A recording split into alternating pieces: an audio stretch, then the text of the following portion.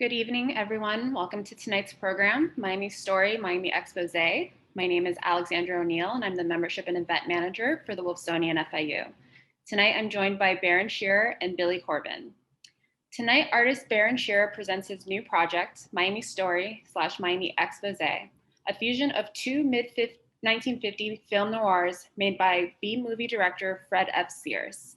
Before we get into a deep dive with Barron and Billy, we're starting tonight's program with a virtual studio visit where Sherer and Corben will discuss works in progress and recent projects.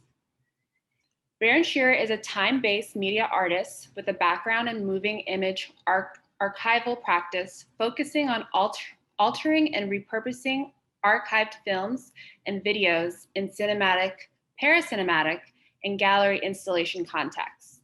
His films and videos have been screened locally, nationally, and internationally.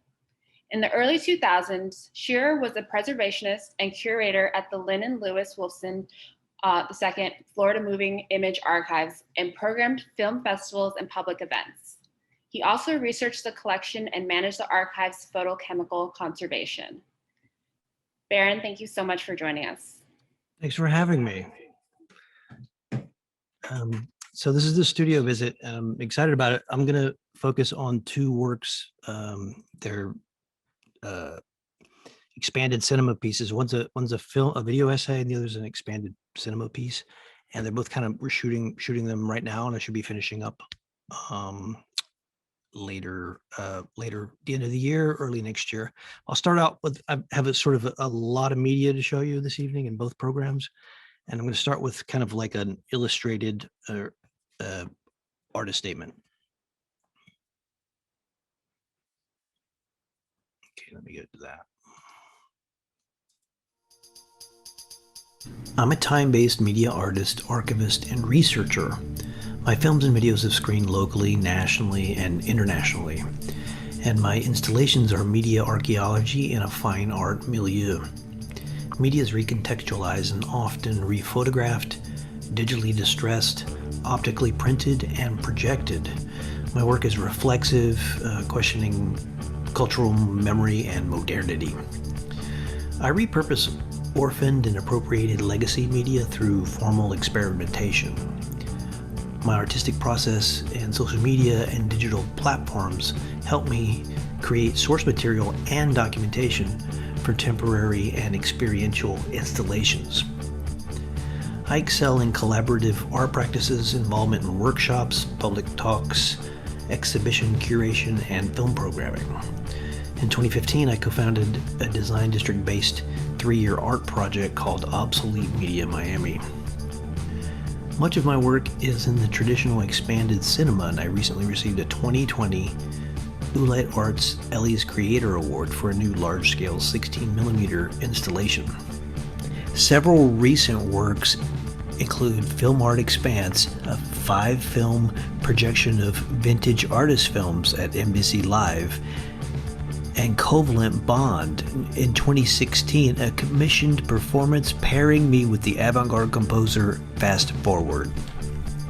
In 2017, I received a South Florida Cultural Consortium Fellowship, and recent residencies include a 2019 Experimental Media Artist in Residence at Signal Culture in New York State, a 2019 ARI Fellowship Mini Residency, and a 2020 Oolite Arts Home and Away Residency at Anderson Ranch Arts Center.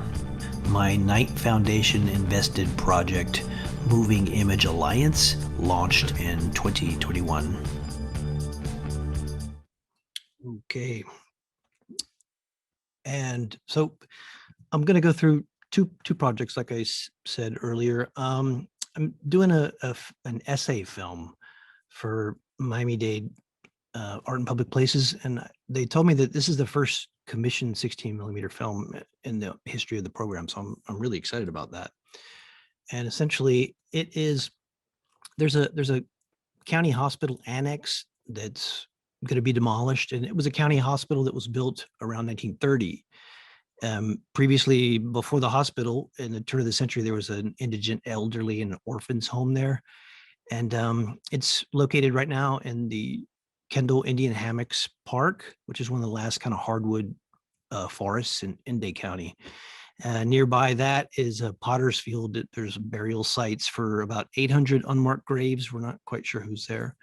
And of course, being a hammock, there's early people were visiting and experiencing this area well before 1900. So this project, there's not much of a historical record about the hospital until it got in money trouble, and then it shows up on television news and in the Miami Herald and things.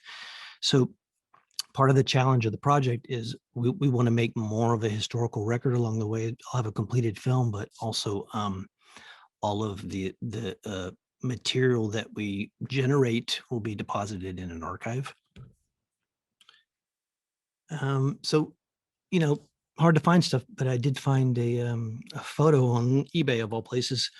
The Kendall Hospital had deteriorated and was operating at a loss in the mid 1960s. And that's when, like I said, it started to pop up in television news records because there were outcries about you got to repair it or you got to build a new one. So in 1964, they issued a bond to build a new facility, but that bond was never issued or it was never sold.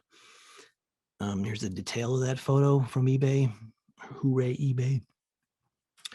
Here's a quick clip. I love the footage from Wolfson Archives. It's quite a resource in Miami. And so this is a very concise report from 1965 about the current status in 1965 of that hospital. For a number of years, doctors, staff members, and county officials have expressed concern over the rundown condition of Kendall Hospital. Everyone thought that problem was solved when, just over a year ago, Dade County voters approved a bond issue in which part of the money was to be used to build a new Kendall Hospital. At the time, it was predicted that the new facility would be under construction in 6 months. But today, there is some question as to whether such a hospital will be built at all. Rumors have circulated among the staff here that the present facility would be closed in January and would not be replaced. Dade Hospital Director Charles Nordwall explained the construction delay by saying that shortly after he assumed office, he ordered a comprehensive study to determine whether there is a need for a Kendall Hospital. Nordwall says the results should be known soon, and he said if there is no real need, a new hospital will not be built. He says that if a new hospital is built, the old building probably would be torn down since it's in such bad shape that it would be prohibitively expensive to renovate. But he doesn't know what would happen to the present hospital if a new one is not built. Although Kendall was specifically mentioned in the bond issue, the county is apparently not legally obligated to build a new one. County Attorney Tom Britton says voter approval of a bond issue is, in effect, merely the granting of power to the county to issue bonds for a project, but it doesn't have to do so. The feeling in South Dade has always been that a county hospital is needed to care for welfare and other non-paying patients who come from labor camps and other poor areas in this part of the county. At this time, about the only encouraging word is that if a new hospital is built, the old one will continue to operate until it's completed. So that never really happened. They shut it down about a year later, and the people that were in the hospital were all moved up to Jackson Memorial. So it made it quite difficult on people, migrant workers and things that were in South Dade, having to travel up to the middle of the city to visit the hospital. So my project, here's a little video. We started production in May of this year. It's going along rather nicely.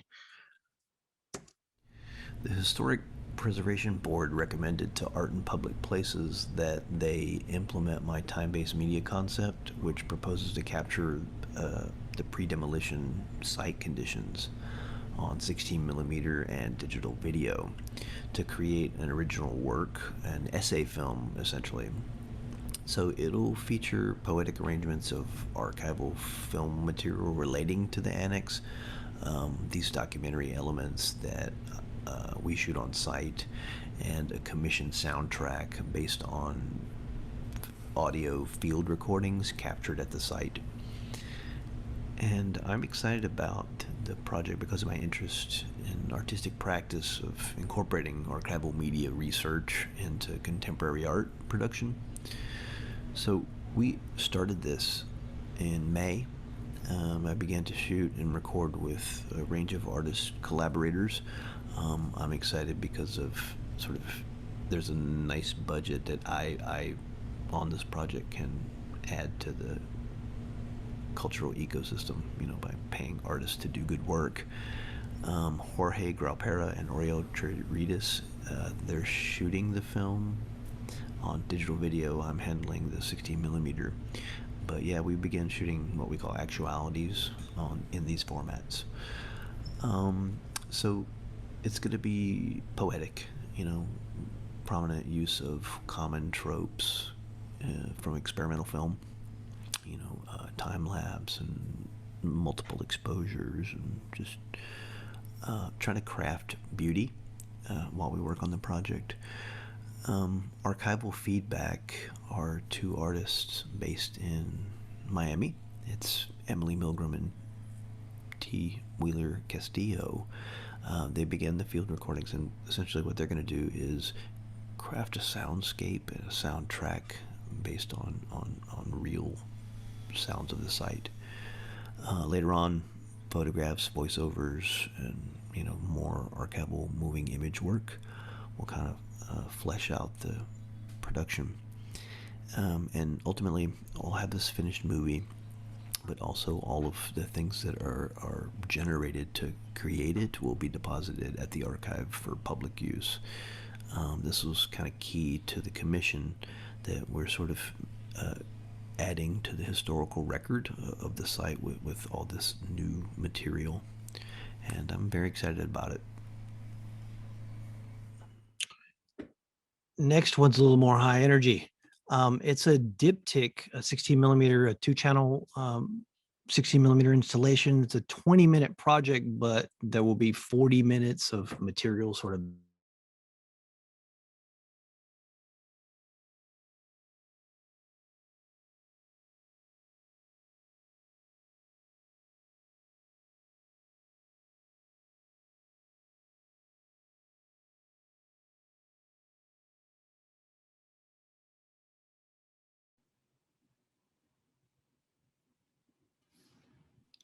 I think we might have lost Barron for a second. So if you guys could give us just one moment while we reconnect with him on Zoom.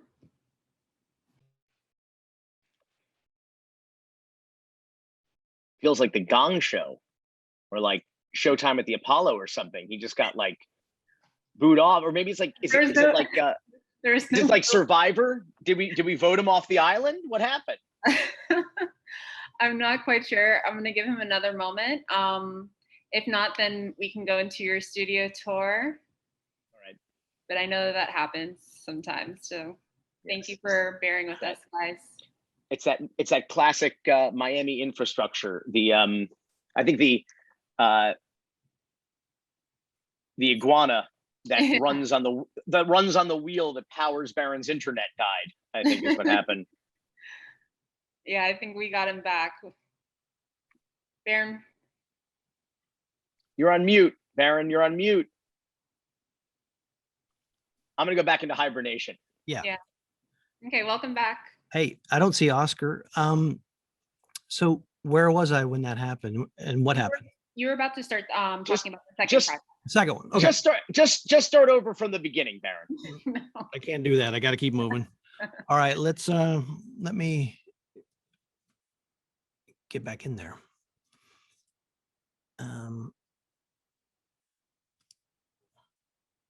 Okie dokie. Hang on.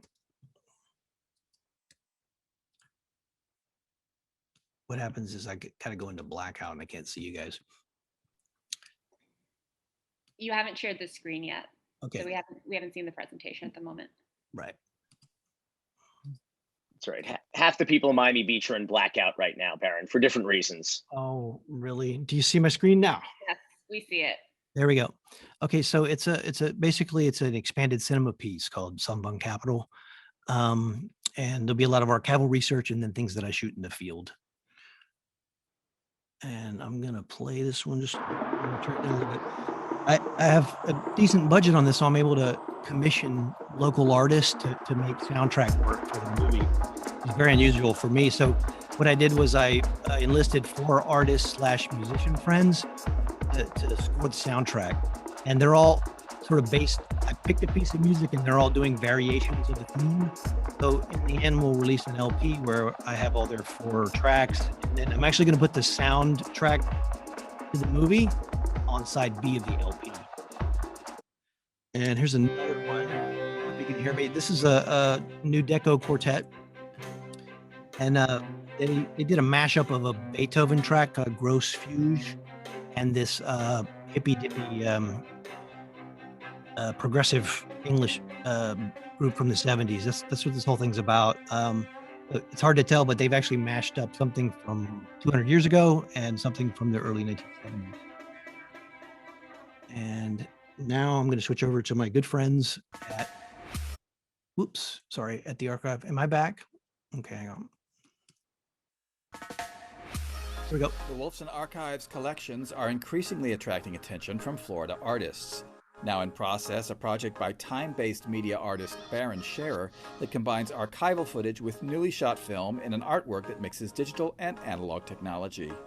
This new work regards South Florida through twin tracks of historic images and lived experience, the view of an artist who has always seen the region through history's lens. The title of this artwork is Sun Fun Capital, and that's a bit of a play on the opening to the old Gleason show, Sun Fun Capital. And I think it's going to sort of incorporate a lot of the themes of the work in interesting ways. I think because that's sort of embedded, that title, that sort of spirit's embedded in a lot of the images of South Florida over the last 100 years in terms of being like a destination for sun and fun. Capital could mean capital as in real estate, or it could be this is a capital of sun and fun. There's a lot of kind of ways to play with that. Well, basically I start out with like what a lot of traditional filmmakers do, and that's sort of approach the archive with a laundry list of images, specific things that I'd like to see, but that's kind of broad, and I do that at the front of the project. I may see things along the way that strike a fancy and send the work into a different direction. It's kind of malleable because the archival research that I do with you is actually the production of the film. It's an experimental movie that's sort of crafted in what's traditionally called post-production. What I see at the archive is going to inform what I do in the field. You know, with this grant that I got from Oolite Arts, the Ellie's Award, affords me the opportunity to sort of shoot with these legacy formats. I collect analog and digital sources, make my edit digitally. I'll sort of have an artist proof. It's a composite of both visual channels on like a DCP, and that's my forever, as much as you can have a forever digital copy. Long term, I mean, I want this thing to sit in an archive, you know, for 1,000 years. I don't want a digital file. The work is a diptych. It's a 2-screen presentation. This is like an expanded cinema work, and it'll be on 16 millimeter. So I'll project with 2 film projectors, but it's 2 channels. So you have a screen here and a screen here, and how do they interact? How do they complement each other? How do they, fight with each other? It's all sort of part of the process. It's exciting to me.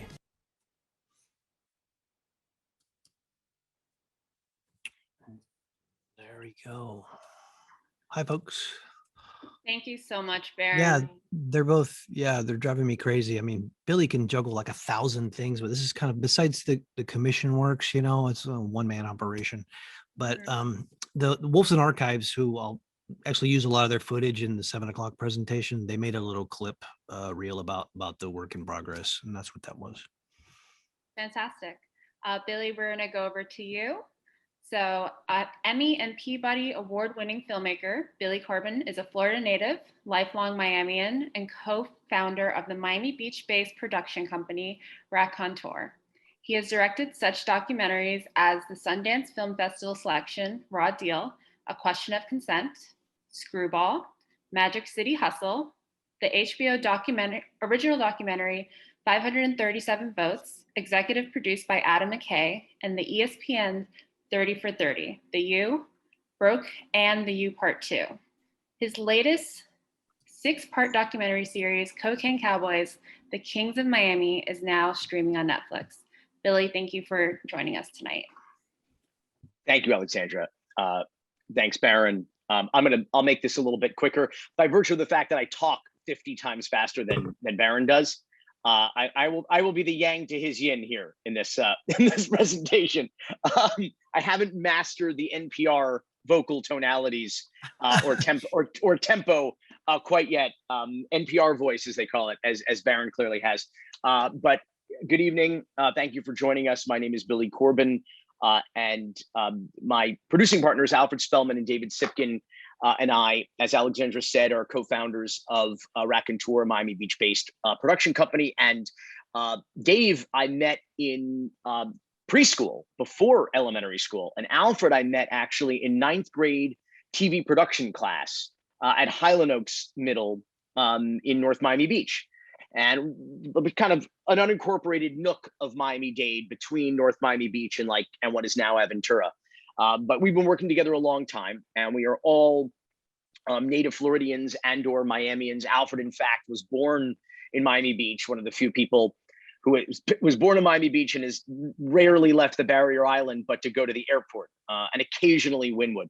Well, depending on what time the curfew is in Miami Beach. I think it's 2 p.m. now, because that'll curb the crime. Anyway, so we have a new project. It is the 4th title in our Cocaine Cowboys franchise, but it is the first story that we actually wanted to tell back in the early 2000s. It was the inspiration and the idea for the Cocaine Cowboys documentary that we eventually released in 2006, and it is about Willie Falcone and Sal Magluta, two of the most, I'd say, popular, famous alleged cocaine traffickers in Miami when they were indicted in 1991, according to the government, for smuggling over 75 tons of cocaine worth over 2.1 billion with a B dollars. And it was a story that we kind of grew up here with as Miamians. Alfred, while he was Spellman, my producing partner, while he was riding in carpool in middle school on his way to Little League, he was in the car with his best friend's dad, driving with the old school car phones. Remember, like the sort of fully integrated system with the speaker phone, and he's driving around town with the kids in their baseball uniforms, yelling on the phone. He was a lawyer for Willie and Sal, yelling about these guys, and that was Alfred's entree into this world. I attended high school at New World School of the Arts in downtown Miami, literally around the corner from the federal courthouse where Willie and Sal had their first trial in 1995 into 96. And I was at the University of Miami in 2002 when Sal Magluta had his second federal trial. So really this case made up our formidable years. And so by way of introduction, Alexandra, if you'd be good enough to run the trailer for our new Netflix doc series, and I'll talk a little bit after.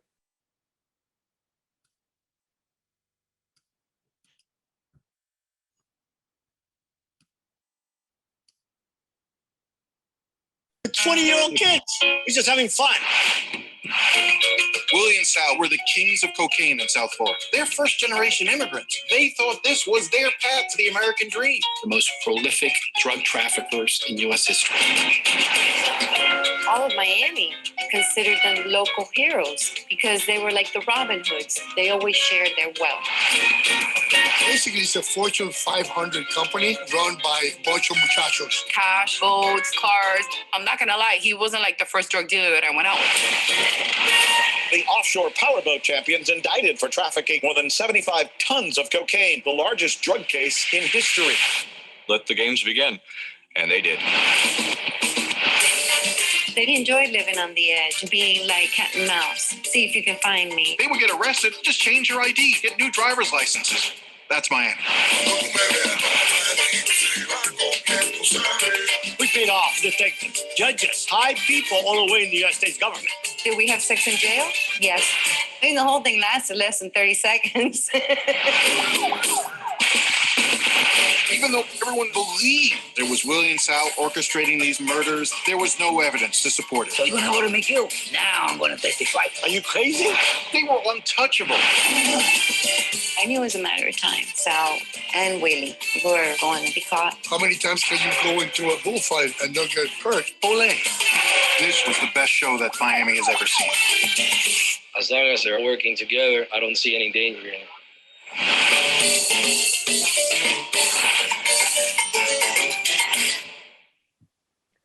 As Rodrigo from Chicago pointed out in the chat, one of the sound bites in the series. I believe it's Jim DeFeedy from CBS, who was the only journalist who contemporaneously covered these guys in feature form. I think he did 4 or 5 cover stories for the Miami New Times. And beyond daily news coverage in Miami Herald, in the Sun Sentinel, on TV news, no one ever took a deep dive into these guys and their story other than Jim DeFeedy. And he says in the documentary, in an extensive interview we did with him, he appears in all 6 episodes.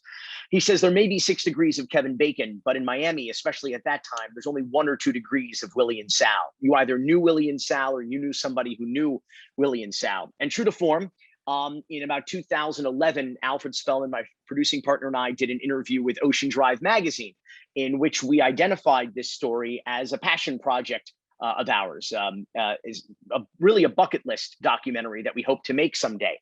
And lo and behold, unbeknownst to me, in federal prison, Sal Magluta had a subscription to Ocean Drive magazine and read this interview, and true to the 1 or 2 degrees of separation of Willie and Sal, friends and family reached out to me, and I got access to, thanks to Sal, to his private archive. I found myself in his parents' home in Westchester. His mother made me cafecito, fed me pastaditos, and we went through family photo albums and home movies. And that's how we got access to many of the materials that you find in the 6 episodes of the show. And I think it's an interesting conversation we're going to have tonight in the Q&A later with Barron. Certainly an interesting presentation.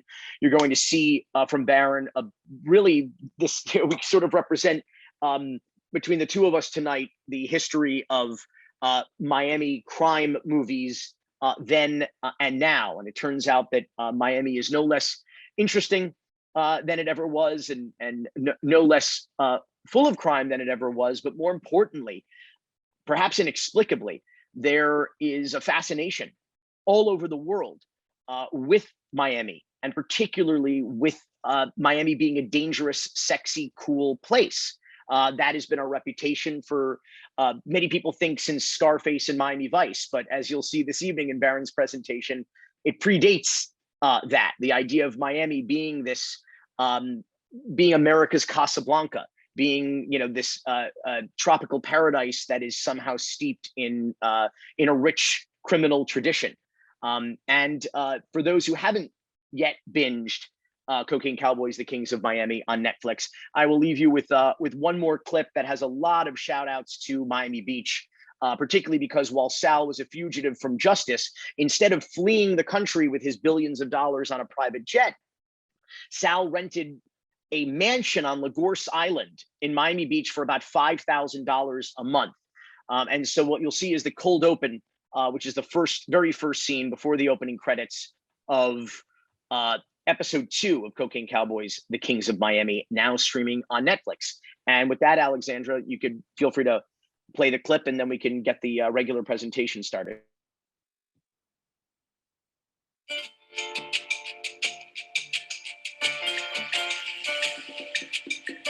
As of 1987, Sal Magluta was wanted in the state of Florida by virtue of his plea and conviction in the Operation Video Canary case 10 years earlier.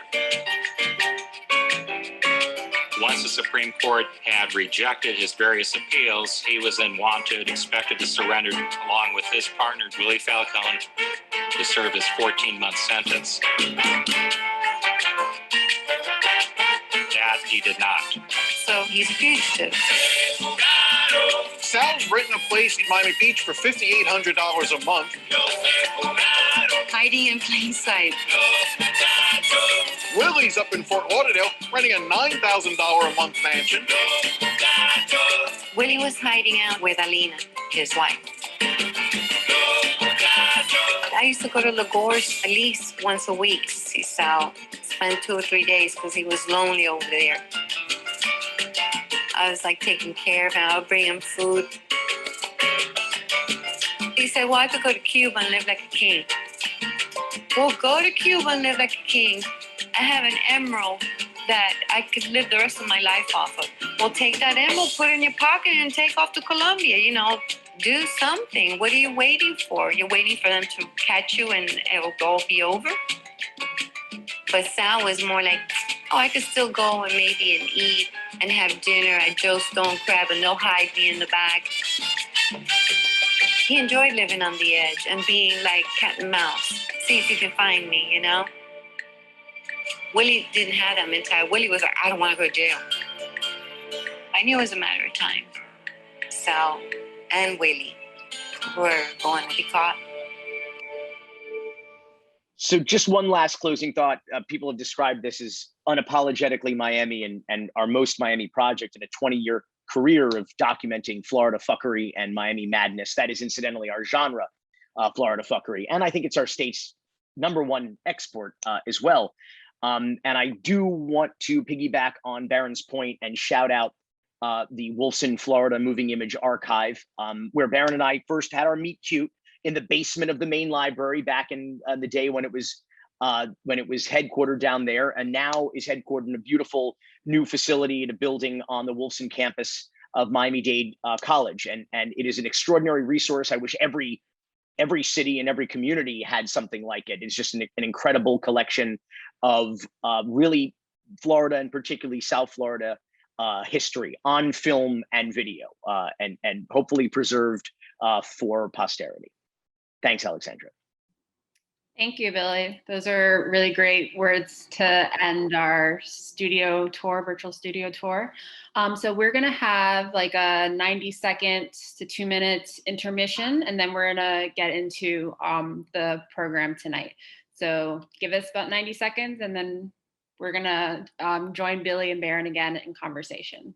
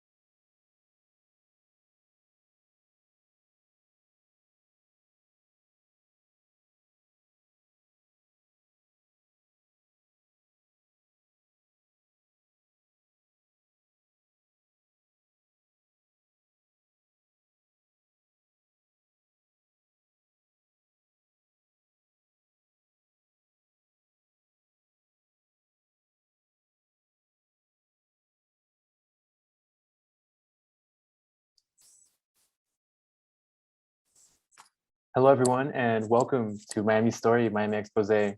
For everyone continuing along from the members segment preceding this, thank you for staying tuned in and locked in for our special presentation. My name is Oscar Eveling, Education Manager at the Wolfsonian Florida International University.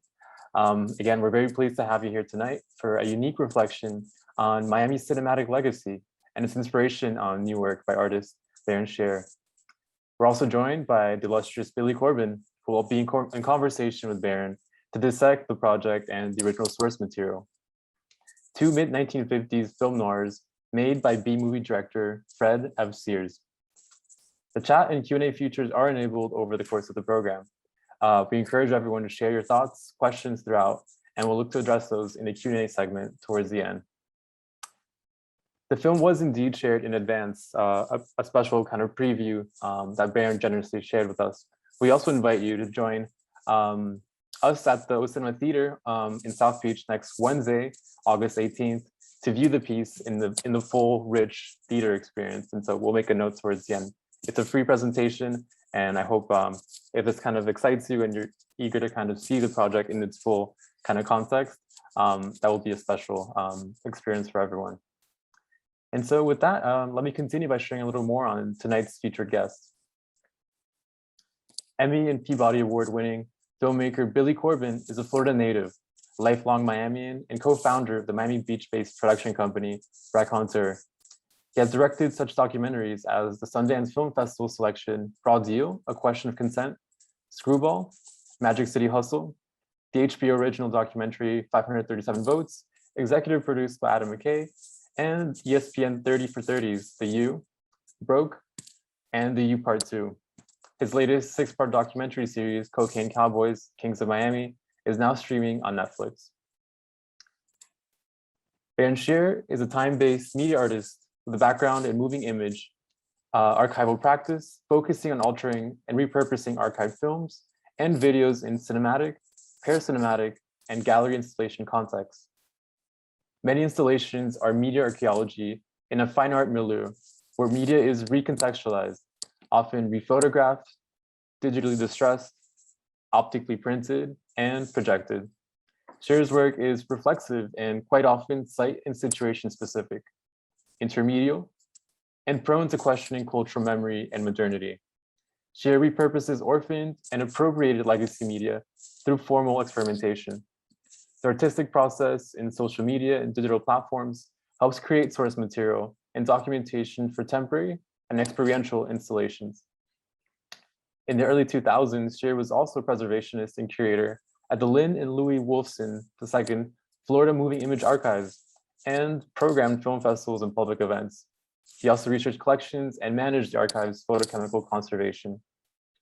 Barron also co-founded Obsolete Media Miami, a 3-year project dedicated to using legacy media and technology. And with that, I think we can begin. Thanks everyone for being here.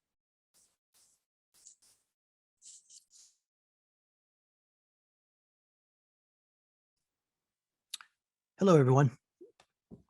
Okay, let's get to it. So I'm going to start sharing my screen.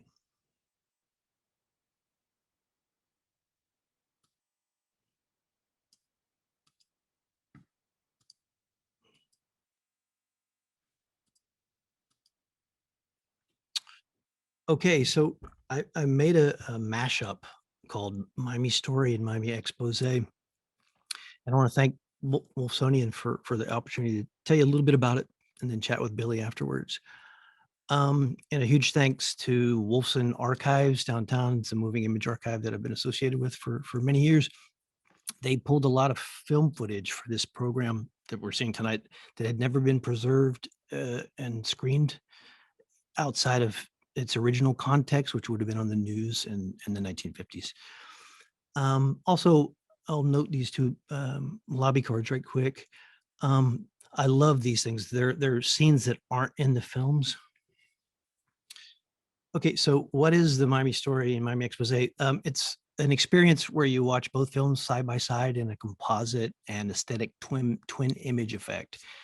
And it features a couple of movies that I think are generally fun to watch. And what I'm suggesting is viewers kind of control the form. I'm setting it up for you, but it's really spectator dependent. The final form, I'm just nudging it along with this unique presentation.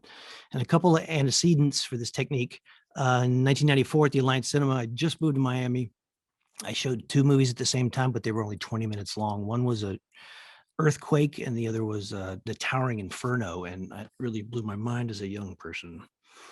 Other things that have happened in Miami related to this sort of form, back in August 2016, there was a recreation of something that David Thompson, the film critic, did at Dartmouth College back in '78. He came up with the idea of showing 2 screen projections of Vincent Minnelli's The Clock from 1945, and this is very novel. The print was split into half, and he played the left channel forwards to back, and he played the right channel back to forwards at the same time in a side-by-side format. And so what happened was the end meets the beginning in the middle, and because that was like a film that was very linear, it was quite spectacular viewing experience. Also in Miami, and this was just a couple of years ago, Dana Keith at the Miami Beach Cinematheque, which is right up the street, or it's O Cinema now. In 2016, we worked with him on making Dracula, which was essentially showing the Spanish language version and the English language version of the film at the same time. And the challenge there was it worked really well because the sparse dialogue, especially in the Spanish version, but they were about 15 minutes apart in the running time. So what I remember doing was showing Spanish version for about 15 minutes, and then the version we all know and love kind of appears on screen, and then they catch up and are pretty much synced up by the grand finale of that film. Before we get started, this is a painting by an artist that I really love. She's local. Her name is Kristen Thiele. And I had an experience of her painting back in 2013. And it turns out that this is the hero of Miami Expose. It's the actor's Lee J. Cobb. He plays a guy named Bart Scott. He's a tough guy, homicide investigator. And Kristen's mother was Shirley Henderson. She's a painter and courtroom illustrator. And when I moved to Miami, Kristen's mother was covering the Manuel Noriega trial, so I would see her illustrations in the papers. So I experienced her paintings before I saw the film. I saw Kristen's paintings before I saw the film Miami Expose, and what I realized that she was sort of in tune with what the painter and film critic Manny Farber was always searching for in cinema. It was called the termite arts. You know, it's kind of like the in-between moments in cinema. And that's actually a good approach to watching this project. You step back a bit and you sort of look for moments or gestures or how one screen reacts with the other. Trying to follow two stories at once is kind of a chore. You know, so I'm suggesting another way of viewing them. To make a transformative work, you're going to bring something else besides following the plot in an approach akin to Pauline Oliveros' deep listening. Might apply here. It's where you expand your field of focus and you explore relationships among any and all of the sounds and images that you see on screen.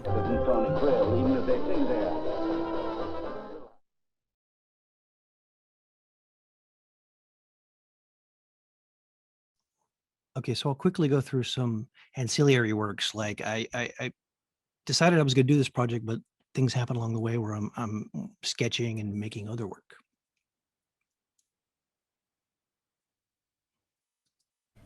So I made a couple of works leading up to the piece that we're discussing today, and one of them was something called Coming Soon or Maybe Not. It was made for the AIM Biennale at Art Week last year, and what I did was I created a movie theater lobby style banner for this work in progress, Miami Story, Miami Expose, and the banner had the title cards from the film, sort of, you know, on vinyl. And what I did was I placed it on the site of a recently demolished mid-century movie theater in my neighborhood, Miami Springs. It was called the Circle Theater. It opened in 1949, and you know, crime films would have played there. I do know that one of the films that we're discussing tonight actually played on the beach right near the Wolfsonian, and we'll get to that. But so this is kind of like this ballyhoo intervention thing that I came up with because I was wondering if I was ever going to actually finish this piece or exhibit it anywhere. And this is kind of like gestures toward the precarious nature of traditional art and cinema production, and then the symbiotic trades of art and cinema exhibition. I really feel like everything's kind of in flux now. You know, we drop everything online and that sort of thing. So This is a little bit of hand-wringing, but this was one work. Right before the pandemic, I was at Anderson Ranch, thank you Oolite, beginning to formulate this project. Started making screenshots along the way. They had a really good facility for printing on photo paper there, so I took advantage and, screenshots to photographic paper. So what you're seeing here, these are moments from an early draft of the project where I felt that there was some kind of poetry between the images.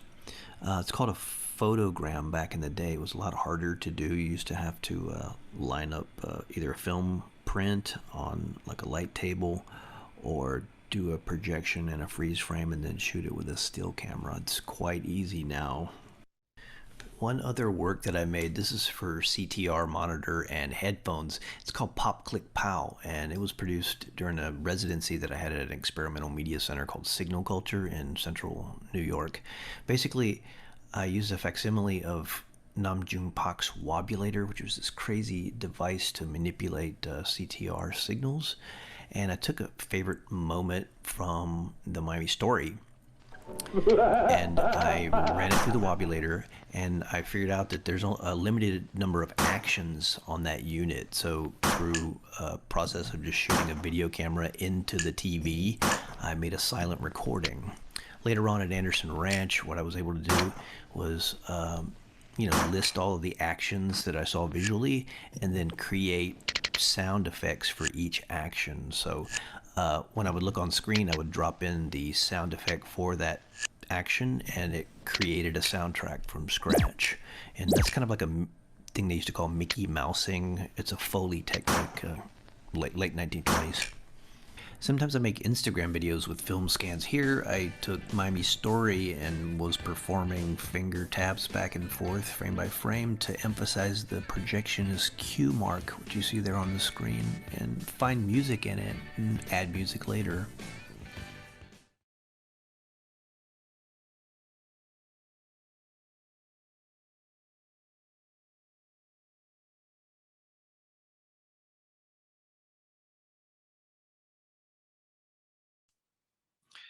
So I'm going to set up the prologue to Miami Story.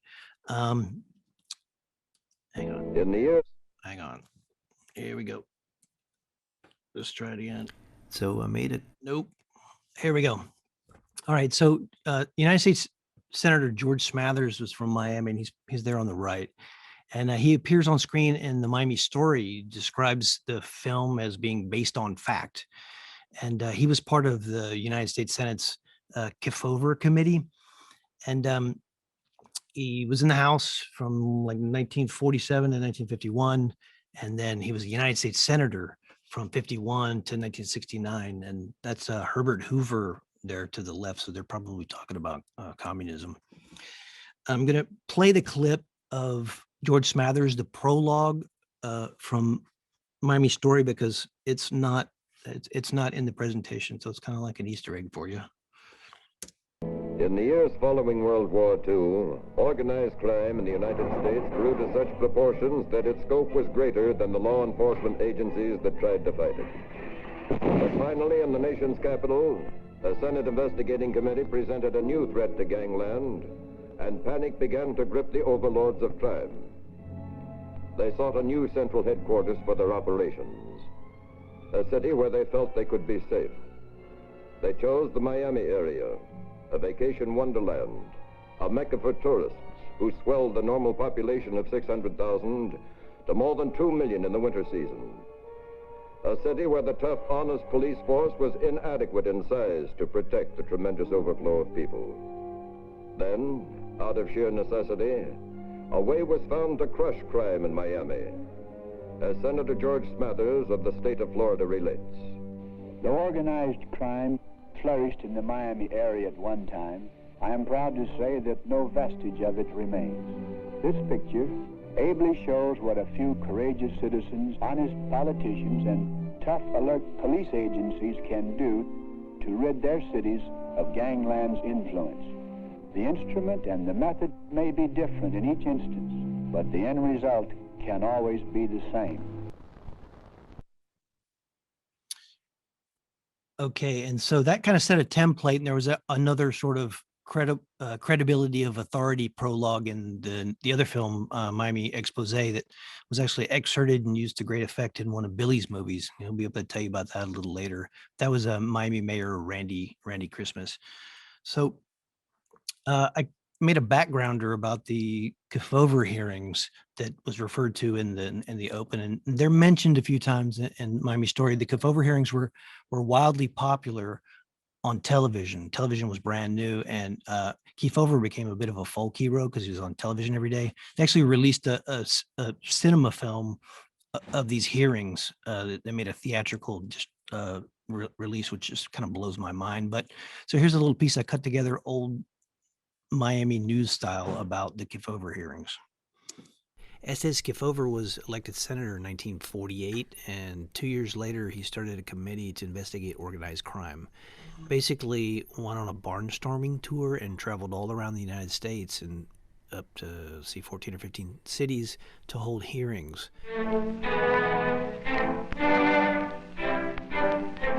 June 21st and 22nd are memorable dates for WTVJ News.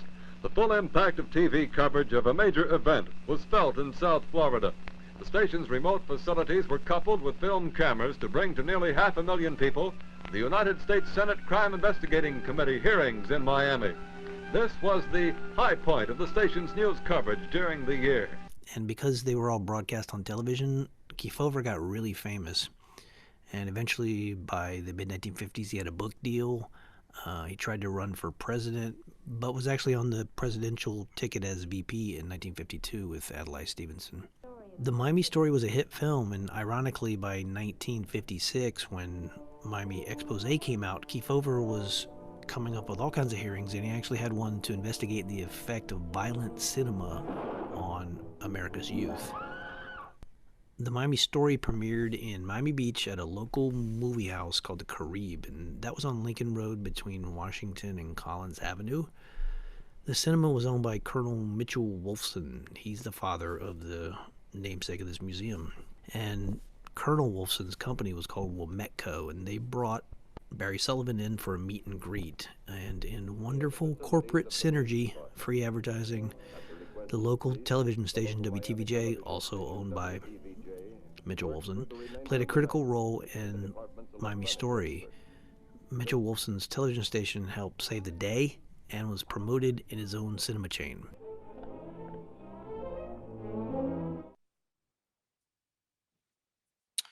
Okay, and I'm going to show you some real-life crime busters. This is Walter Headley. He was the chief of police for many decades in the city of Miami, and Dan Sullivan next to him there to the right.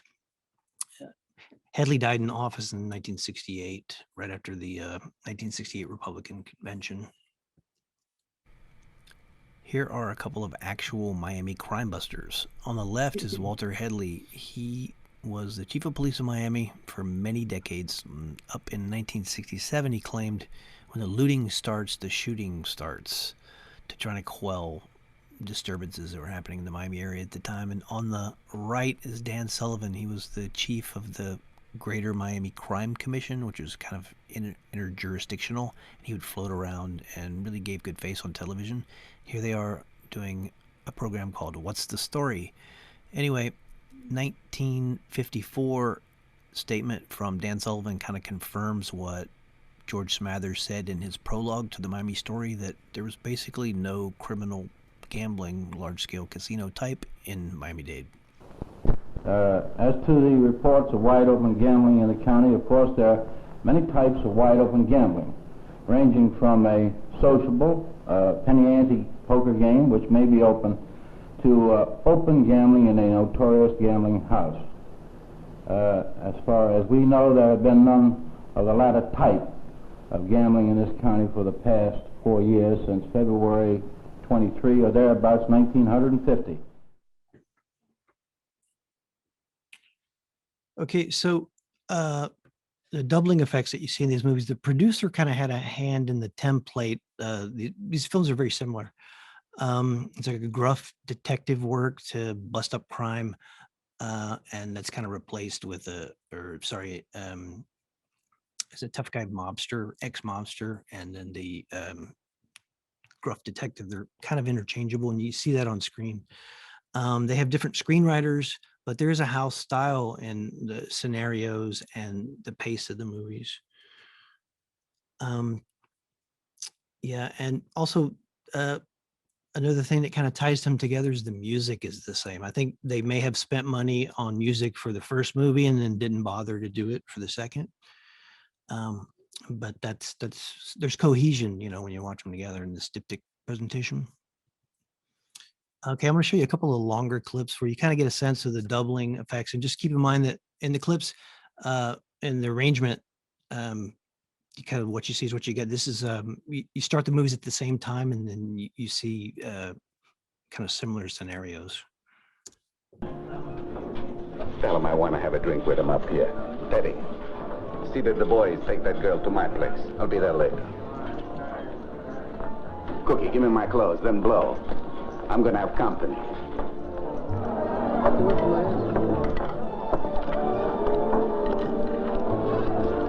Flag?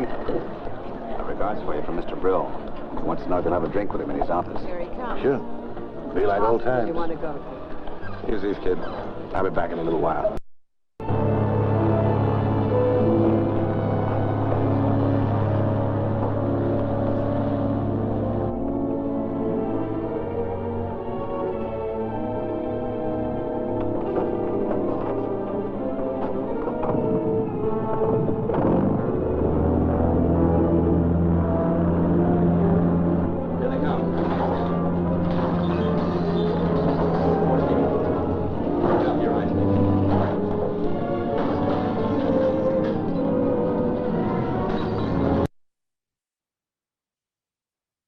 Okay, we're going to go through just a couple more slides and then we'll get to the conversation with Billy.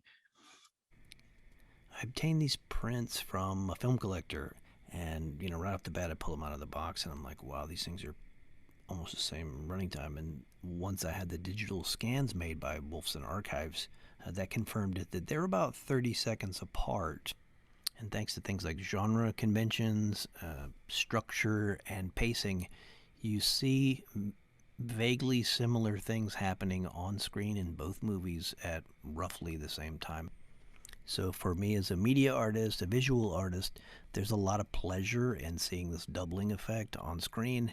And this is a public project where I'm inviting other experiencers along to kind of see what they derive from this situation, this unnatural thing, this mashup of the two movies.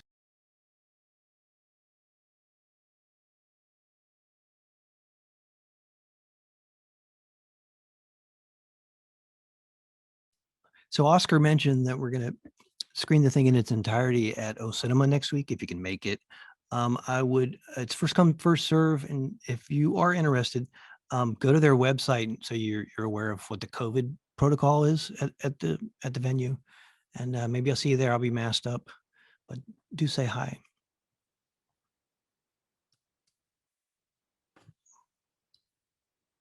Okie doke. Hey, Billy. Do we chat now?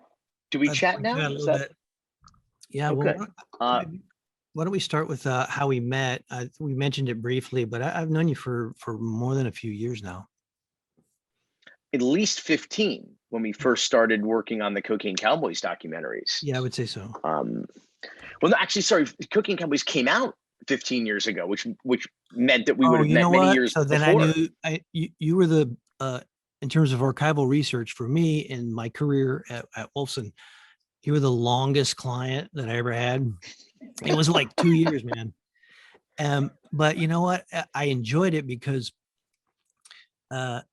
you were one of the few kind of production companies that knew what they wanted before they came in. You know what I mean? Like a lot of times they're like, look, we're making a film. Can you help us find something to populate the movie? You and Alfred had, a stack of a laundry list of what you needed. And at the time it was understaffed and it was really kind of small place. We were doing archival preservation on a large scale, just in service of your project. You know what I mean? So your project ends and then there's all this benefit to the community and everybody else. After your movie was, You had a good quantity of drug and money laundering comp tapes already compiled as production companies would come in looking for that. Right. It went deeper than that because, I mean, a lot of times when we were working, they had these things called slug stickers on the back of tapes. And I'm just like, I kind of over the years would learn like what handwriting said what. And just by providing us with keywords, there were other ways for us to kind of dive in and then find this previously unresearched material. So before we geek out too much on all of this video stuff, thank you for your presentation first and foremost. Everyone listening, if you click the Q&A tab down at the bottom, or even just the chat tab down at the bottom, you can put in some questions that I think Oscar or someone will be moderating at the end. And I'll try to keep our Q&A tight so that we have plenty of time for the questions. I see there's already a question in the Q&A box, which we'll save for the end. But again, everybody watching, if you have any questions for Barron or myself, please pop into either the chat or more conveniently the Q&A tab, so we can keep everything organized for later on in the conversation. Barron, there's a lot to talk about here. We can talk about Miami crime in movies. We can talk about the history of Miami that obviously inspired these two projects that you are combining for this work. We can talk about sort of the storied history of Hollywood's ideas in a vacuum, making kind of two movies at a time on every subject matter. I mean, in our lifetimes alone, we had during like the same 1 or 2 year period, we had like 2 Robin Hood movies, 2 volcano movies, 2 asteroid hurtling toward the Earth movies, 2 Truman Capote movies. They're always, all of these things seem to come in pairs, and so you took advantage of that rather brilliantly with this piece, combining 2 movies that were made 2 years apart by the same filmmaker. Why in the world did he do that? I think it might have been a little more sophisticated sort of audience confusion, or, back in those days with Z grade movies, and these are B movies, but maybe they're Z movies. A lot of times a producer would just change the title of the film and then re-release it 2 years, right? He kind of, you give him credit, took an extra step and then actually made another movie. But I mean, that template was there. And you see that when you watch it. They're both 75 minutes, and they hit all the points like they're supposed to. They knew that by the last reel that the last 11 minutes of the movie had to be an action scene. And in the case of the Miami expose, the action scene is actually in the Florida Everglades. I think they had a bit more of a budget for that one because in terms of location work, when you geek out and watch this, there's a lot more exteriors in Miami expose than there are in Miami Story. Miami Story was only shot in a week, which boggles the mind. So I think 2 days were in Miami with Barry Sullivan getting out of a car in front of the county courthouse. You know what I mean? And then the other 5 days were in a studio somewhere in Hollywood. But in the next film, they went to Havana and they went to the Florida Everglades. They have great airboat stuff. This might be the first. There's like an airboat chase and like everything going all the way through. What was it, Invasion USA in the 80s? But this one's really good because the guys are all so stoic. With the hat, they hold their guns and they make sure their fedoras don't come off, and it's really kind of beautiful scenery. Well, listen, I can certainly relate to the "if it ain't broke, don't fix it" approach of franchise filmmaking. I mean, I've made 4 Cocaine Cowboys documentaries, 2 The You documentaries, working on a follow-up to our dogfight documentary. We'll probably do a sequel to Broke at some point. Wow. So I'm not a one-hit wonder, but I may be a one-trick pony, to be perfectly candid. But it's variations on a theme.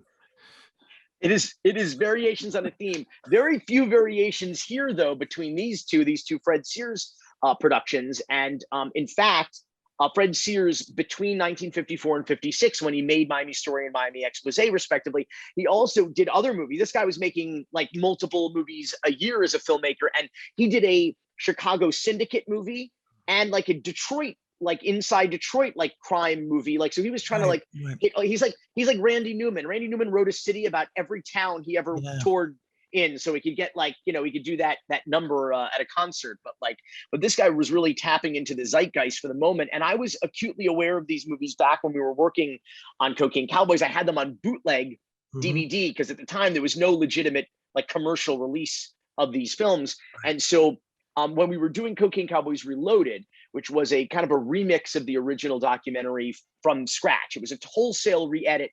It wound up being 2.5 hours long with over 60% new material, both interviews and archive that hadn't been previously seen. And I wanted to open it with a kind of a cool archive moment, like an archive interview. And I watched the opening, kind of the cold opens of both Miami Expose and Miami Story. And you showed the one with Smathers, but the other one, as you referenced, was Miami Mayor Randy Christmas, whose daughter Mary Christmas is whom the park in the Grove is named for. Most people feel like it was just Merry Christmas spelled wrong, but it was actually the daughter of this, this mayor Randy Christmas. And so I liked it's basically just two 1950s white dudes going, "There's no more crime in Miami. We stamped it all out." They had to say that twice. Yeah, they said it. Yeah, twice. Sitting obviously patently absurd and particularly ironic, looking at it not only in light of the Cocaine Cowboys era, in which organized and disorganized crime ran amok and financed the town, but of course in light of just everything, in light of modern history and all subsequent history, but just these particularly hilarious moments in which they were really patting themselves in the back for completely stamping out organized crime and saying it will never happen here again. And so particularly rich in that. Well, outside of Miami, there's not a lot of fact checking going to be going on when they make those claims, at that time anyway. It's true. When did you first become aware of the existence of both of these very similar films? You know what? I actually only saw the Randy Christmas cold open. I was actually at an archivist conference, I don't know, late 90s, I guess. And a guy from the Library of Congress brought that prologue and he showed it, and I was obsessed with it.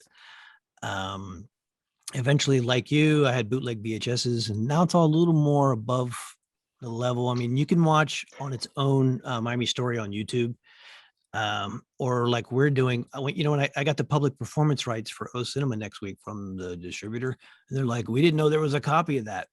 But so thanks to Wolfson Archives, I mean, we made the scans. They're TV scans. Now, I've never seen Miami Expose, which is a widescreen movie, like 1.85. It's kind of lopped off on both sides. So sometimes you just see like the edge of a fedora, in a couple of shots, but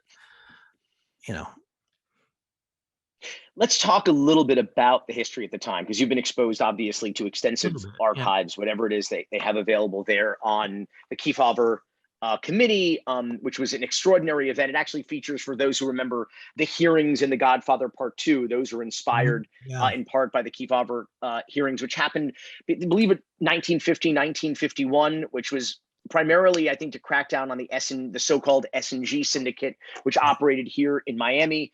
My grandfather, Jerry Cohen, who built the first post-war hotel in Miami Beach in Sunny Isles, in fact, the Kimberly, had quite a few of the men who were called to testify at the Kefauver committee staying at his hotel. It turned out that his manager had a relationship, if you will, with some of these characters. And so this very famously in Miami Beach, every single hotel, I'm always laugh when people, every legislative session, we have the debate about legalizing gambling in Florida.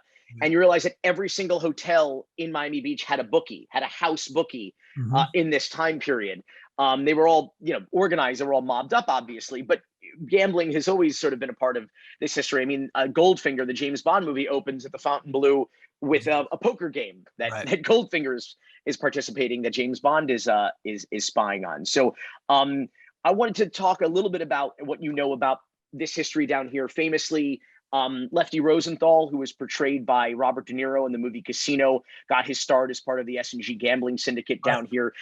He was allegedly involved in a bombing outside the old Epicure on Alton Road of Alfie's newsstand Alfie pissed the wrong people off, and they tried to they almost blew up Epicure back then. But I wanted to talk a little bit about your knowledge of that colorful history. Well, my knowledge is based on what I was working on, which was I guess that's the standard line. You know what I mean? Like the way you make documentaries, you're going outside whatever the sort of party line was on crime in the 50s. So I'm studying television records. That's what I've been doing. You're going around the sort of circumventing all that and getting richer, probably closer to what the truth is, because like the history is in the outtakes, right? But for a lot of what I was looking at my time at Wolfson was what they were running on television. And I played a clip earlier where Dan Sullivan was saying, yeah, there's no gambling, in 1954. And I mean, you look at 1957, they're bookie raids and they're pulling crap tables and out of hotels on the beach. In 57, they're firing the police chief in 57. So I don't know. My experience is local television. Well, you say that like it's a bad thing. Well, there's a lot more to it. That's it's a lot richer. And that's one of the things I appreciate about your documentaries. Is that there's this whole other angle and this whole noirish thing. And I think about your movies, and I actually kind of position them more like 1930s pre-code gangster movies than being noirish, because you have this like spectacular seduction of the activity that you see, the criminal element in your films, and then ultimately like a comeuppance. The most parallels I see with your work and like, I guess, fictional cinema would be like 30s gangster movies, like Little Caesar, like Howard Hawks' Scarface, that sort of thing. But there's a pattern. I see those patterns correlating with your documentary work. I think that's what people find so interesting about it is the rise and fall stories. It was the same appeal of Brian De Palma's Scarface, the remake of Howard Hawks' Scarface, which was, very few people realize this if they haven't seen the original film, is virtually beat for beat, scene for scene.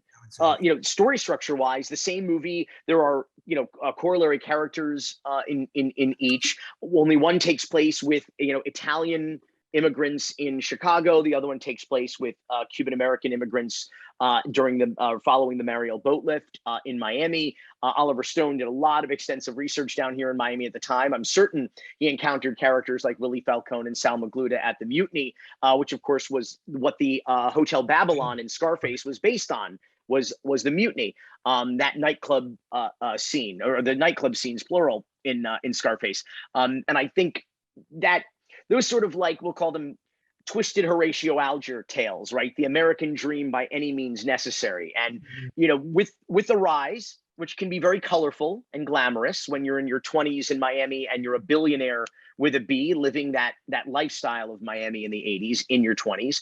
But the fall is quite dark. The fall is quite precipitous and brutal, and everybody in this line of work winds up either dead or in prison. I want to remind everyone who's participating, if you have any questions or comments that you'd like, we're going to come up on the Q&A any minute now, to please drop them down in the Q&A box over here, or the chat tab. And I don't know, Oscar, I don't know how you want to handle this, but it would be fun if we not only read the questions, but also some of the comments as well, and give Barron a chance to respond. But again, if you have any questions or comments for Barron or I, by all means, please slide into the DMs, if you will, and let us know. Barron, I was pretty sure when you showed that footage of Smathers and who was talking, he was talking. The loop was J. Edgar Hoover. With J. Edgar Hoover, the former head of the FBI, you said you assumed they were talking about communism. I assumed they were talking about pantyhose. But, oh yeah, okay.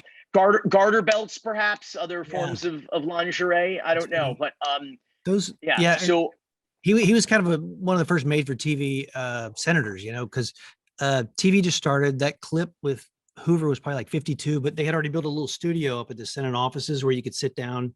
They made a little recording that they called handouts that they could send out to all the Florida television stations, and they were filmed on or they were printed on like really cheap stock. And you see the effect of that it basically started to deteriorate, because it was a cheap handout. And, but I thought that was a kind of a kick. I love the material of the loop, and that's why that's there. Hey, Barron, you know what we could use less of? Made for TV senators. How about that? There you go. Yeah. So with our last 10 minutes or so, I'd love to open it up. So folks, if you would please drop in the Q&A and chat section, and drop us again questions or comments. If you're wondering when I'm going to get a haircut or whatever it may be, just drop us a note. Oh yeah, I put it up. No, I saw you the other day, and I was thinking, man, that's Thundar the Barbarian, or is that Billy? I love it. Did you wear down more? Yeah, it's hot, dude. It's hot. It's August. Well, thank you both so much for that. Just those insights into the works that inform this resulting kind of project, and a little more about both of your respective practices. For us, we were also just really drawn to the synthesis of various different materials and kind of the resulting kind of work that emerges from that close study. It's really hard, I think, sometimes to kind of read these objects simultaneously, but at the same time, these patterns sort of emerge, and so it's fascinating to kind of see them kind of come to light. So I guess, yeah, segueing into the Q&A, I just wanted to kind of first ask Barron directly if you could kind of give us a little bit insight into how you began your archival practice. What drew you into that line of work initially? Yeah, you know what? I went to film school, and then I realized I was terrified being on a movie set, right? So I kind of did a pivot. They didn't call it a pivot back then, but I made a pivot into archive work. And actually, I was still at the university, and they had a Fox Movietone collection. It was all the outtakes of Fox Movietone in the 30s. And it was all nitrate stuff. And what I would do is I would be at the university. They'd put me on a little bus, and the bus would take us out to the Army base on the outside of town. And they had ammo bunkers. We go inside, and that's where they kept all the nitrate flammable material.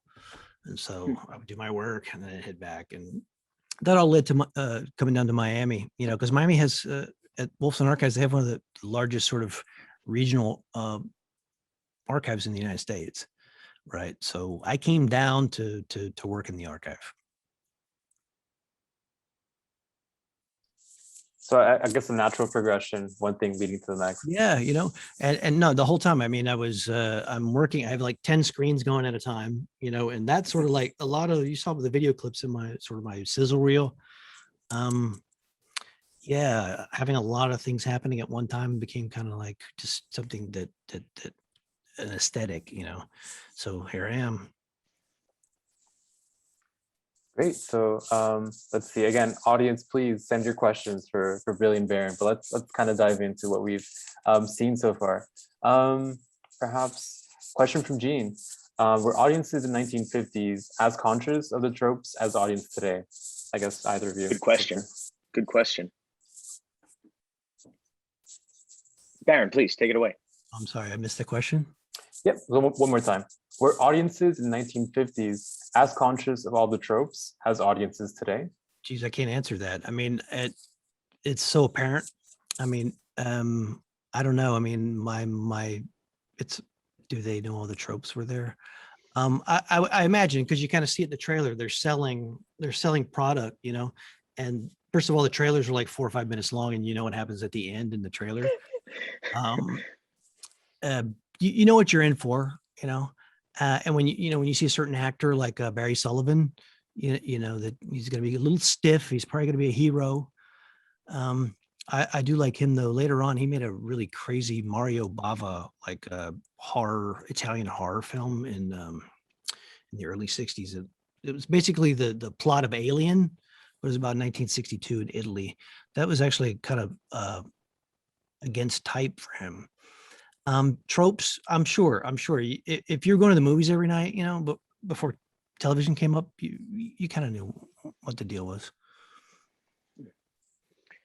Certainly, I don't ever take audiences or their intellect for granted. I think that people were certainly aware, but it wasn't this era where we have this quantity of content at our fingertips, obviously. So you couldn't necessarily do what Barron did, which is play two movies at the same time and understand that they're virtually identical. And so the one they sold you a ticket to 2 years ago is almost virtually the same exact thing as you're seeing right now. And as you know, the algorithms on the streaming services like Netflix are feeding you content that they think you're interested in, you can sort of get a sense much more apparently now at the we'll talk about some of the formats and the popular tropes of some of these things. I certainly have to think that audiences are more sophisticated now than ever before, just with the glut of content, both in the archive or the catalog titles, and of course the contemporary stuff, a lot of which feels like cookie cutter. Spot on. I think Gene also makes a great remark in that in the film, Miami and Havana are not only parallel, but seem to almost be virtually identical. Right.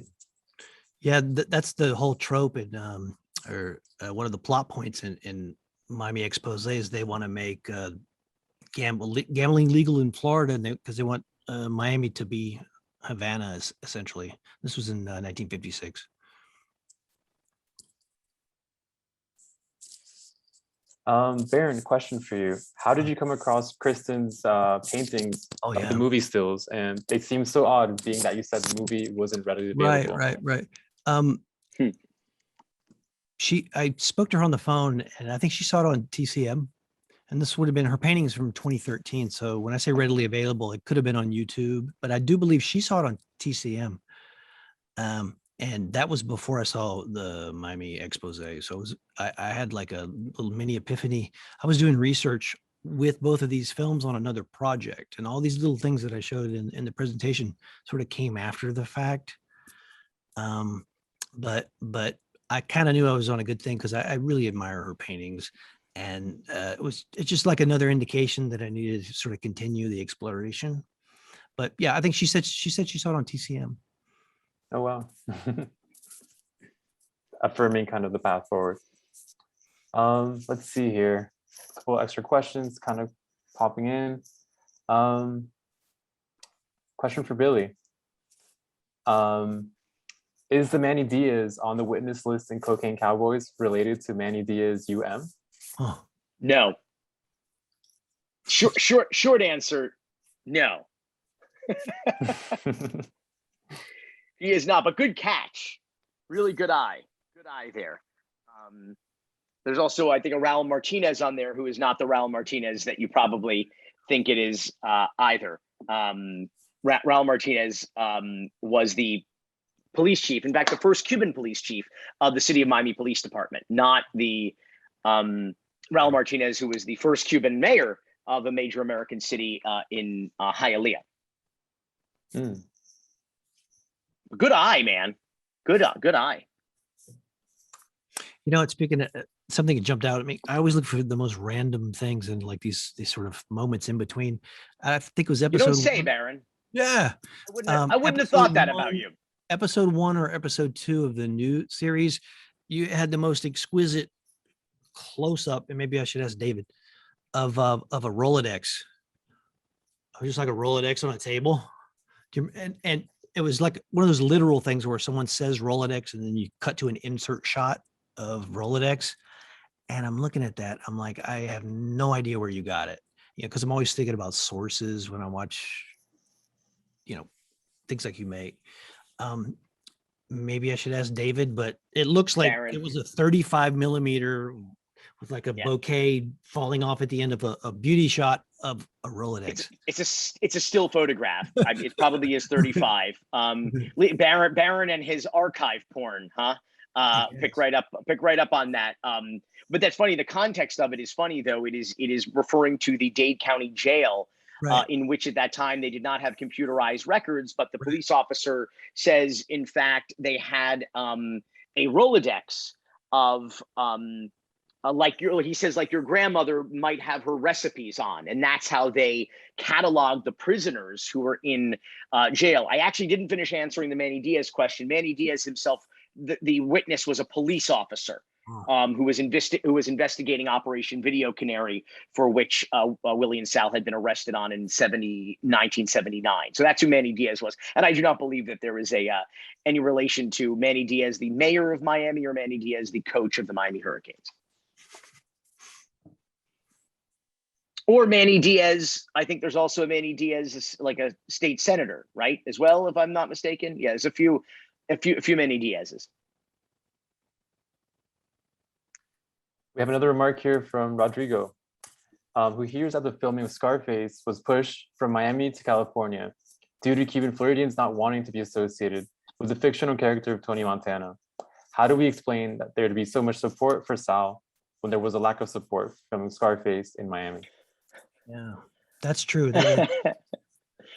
Yeah, I got that. Speaking of Manny Diaz, he was actually the Manny Diaz that became mayor was on the Anti-Defamation League. He was one of the people that actually spearheaded them running Scarface out of town. So Manny Diaz, the mayor, as a young man, I would come across that in some of the news tape researches. He was making a name for himself early on the back of that, running that film out of town. I got this story directly from Marty Bregman, the producer of the movie. He's told it publicly many times before, but got a few extra fun insights. The man who was in government at the time, who was a Miami city commissioner, who was really championing this protest against Scarface, was Demetrio Perez Jr., who subsequently he is the convicted fraudster, slumlord, and owner of the Lincoln Marti private schools. While he owned those schools, he also served on the Miami-Dade County Public School Board. You might think that's a conflict of interest, but it's not, because Miami. And so he was also a slumlord in which he was defrauding the federal government and our poorest residents by charging them extra rent and also billing the federal government for their subsidized housing. Socialism, what's that all about, huh? And so anyway, Demetrio Perez, before he was a convicted fraudster and criminal, was a city of Miami commissioner. You know, in Miami, we don't recycle our trash, we re-elect it. And so he decided that the story of a Mariel refugee who became an assassin and cocaine lord did not paint the Cuban exile community in the best possible light. I think factually speaking, when Oliver Stone came to Miami, he did discover that we were the murder capital of the country, and it was getting worse every single year. By the time Scarface came out, I think we had actually peaked, and a lot of that was as a result of the cocaine wars. Some of it was from the criminal element that Castro had emptied his prisons and put on boats to America. He had famously said he flushed the toilets of Cuba onto the United States, and many of them wound up in Miami Beach with a lot of the elderly Jewish community and Holocaust survivors who were sort of living out their years in what was known as God's waiting room at the time. And there was a significant increase in violent crimes and murder at that time. But Demetrio Perez would not have it. Demetrio Perez I wanted to censor the film in a way that you would imagine only Fidel Castro would do in Cuba. He demanded that in order to film the movie in Miami, that the filmmakers rewrite the screenplay to make the character of Tony Montana a Castro spy that he had sent here to Miami to wreak this murderous havoc on the community. The filmmakers very politely said no. I think there was probably a few other choice words, as Marty Bregman described to me, some colorful ones, and some middle fingers perhaps. And the production moved its money and its crew entirely at that point to the West Coast. And so, long story even longer. You have to remember that Tony Montana was a fictitious character. He was a pretty brutal murderer, and Willie and Sal were real people. They were real people with real families who were very involved in this community in legitimate trades. His parents owned a Cuban kosher bakery down in Southwest Miami-Dade for 40 years. They worked their asses off as Cuban exiles who had lost their country and their homes and their money and their businesses back in Cuba. And Sal, in fact, had come during Operation Pedro Pan without his parents. He was lucky enough to not be an orphan when he arrived, but have distant family that he could stay with in very, modest accommodations for the years until his parents were able to come and join him. And for anybody who remembers that time period, it was a tough life. And so I think people related to their experience. Miami is ultimately, one of the biggest small towns, or one of the smallest big towns in the country, and people know each other. And so Willie and Sal, as you heard in the doc series, were known as kind of local Robin Hoods. They were extremely generous. You went to Sal like Don Corleone and say, I need help with my rent or my mortgage or tuition for my kids or medical bills, and Sal would give it to you. They also estimated that their monthly bribery budget in Miami, the United States, and foreign was $1 million cash per month.